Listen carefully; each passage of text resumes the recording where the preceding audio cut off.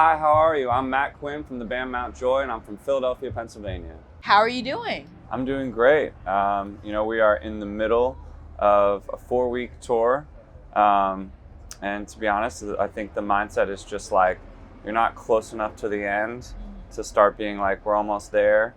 But yeah, you're kind of in the middle of it and just trying to hang on a little bit. So you said you're in the middle of your tour right now. So what are you doing to kind of like take care of yourself, take care of the mind? From the experience of doing the touring thing is like, and maybe just in life in general, but just like really trying to stay, as hard as it is, stay in the moment and not like reach for the end of the tour or wish to get off the bus, because it can be really tiring to be touring, but also just living inside of a moving vehicle.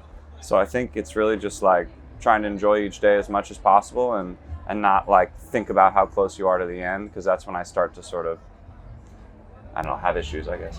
What do you do to try to kind of take your mind off of things? Just focusing as much as I can on that day, like what I have to do for that show or things that we could do as a band to be better that night. And playing guitar, doing the things that I kind of love to do and why I got here in the first place. So you would say music is kind of like your outlet? Oh, for sure. I was really anxious and depressed as a teenager, and guitar and writing songs and singing in my bedroom was like where I would escape to. And still to this day, I feel like I'm so fortunate to have that outlet to, be present and just play my guitar, and kind of can disappear into that pretty easily.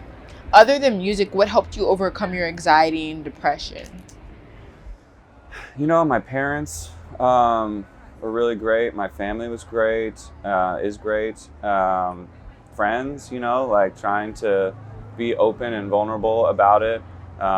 Doing stuff like this, I think, is really cool. Or just trying to preach to be vulnerable and open about it, because I think the more you close, it's sort of like, I feel like for me, those things make you want to retreat in and be by yourself. But the sort of, antidote to it, I think, is to try to be as open and vulnerable about it as possible. So I think the people around me really is probably the other thing that helped me. Yeah, so you mentioned before that your parents were a great support system when you were going through things with dealing with your mental health. So how are they feeling now about you guys being back at ACL, and how do they feel to see you perform?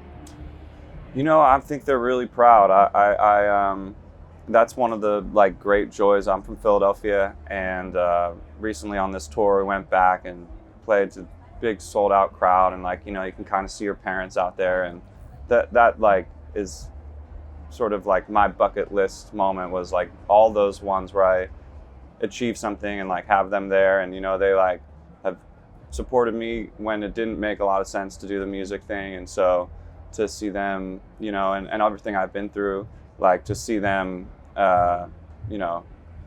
shedding a tear watching me play is one of the most special moments of my life, for sure. Spending all this time together, would you say that you and your band have become a family almost? Oh, 100%. I spend maybe more time with them than my family. So I think it's part of the development of this band, and part of our band getting better is I think we've gotten really close and really support each other. And I think when you're on stage and you're really nervous in front of tens of thousands of people, and we got a bunch of really good musicians and really good people and really good friends working together, it's you feel pretty unstoppable with that, I think, truly.